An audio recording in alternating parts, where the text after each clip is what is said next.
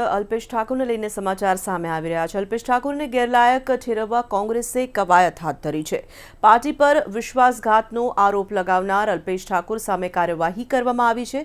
પક્ષ વિરોધી કામગીરી કર્યા બદલ અલ્પેશ ઠાકોર વિરુદ્ધ વિધાનસભા અધ્યક્ષને અરજી આપવામાં આવી છે અને તેનું સભ્યપદ રદ કરવામાં આવે તેવી માંગ પણ કરવામાં આવી છે। ઉલ્લેખનીય છે કે અલ્પેશ ઠાકોર કોંગ્રેસ પક્ષમાં રહીને કોંગ્રેસના તમામ પદેથી રાજીનામું આપ્યું હતું અને લોકસભામાં અપક્ષ ઉમેદવારને ટેકો જાહેર કર્યો હતો।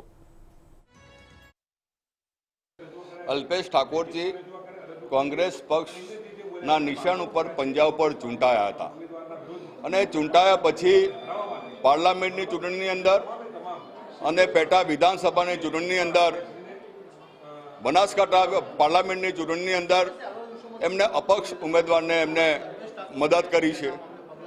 ઊંઝાની અંદર પણ એમને અપક્ષ ઉમેદવારને એમને મદદ કરી છે અને પક્ષ વિરોધી એમને પ્રવૃત્તિ કરી છે।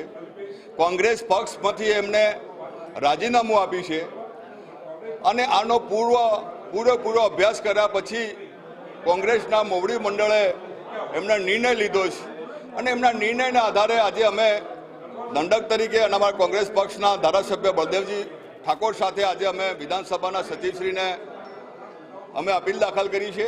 લોકસભાની ચૂંટણી પહેલાં અલ્પેશભાઈ કોંગ્રેસમાંથી રાજીનામું આપી દીધું હતું અને કોંગ્રેસમાંથી રાજીનામું આપ્યા પછી બનાસકાંઠા અને ઊંઝામાં અલ્પેશભાઈ કોંગ્રેસના તમામ ઉમેદવારોને હરાવવા માટેની હાકલ કરી હતી। એમના કોંગ્રેસના ઉમેદવારને હરાવવા માટેની પ્રવૃત્તિ કરી હતી અને તમામ એ પ્રવૃત્તિના કારણે અલ્પેશભાઈ ઉપર કઈ રીતે કોંગ્રેસના સભ્યપદ તરીકેથી એમને સસ્પેન્ડ કરવા એના અનુસંધાને તમામ નિયમોને આધારે અમારા મોવડી મંડળે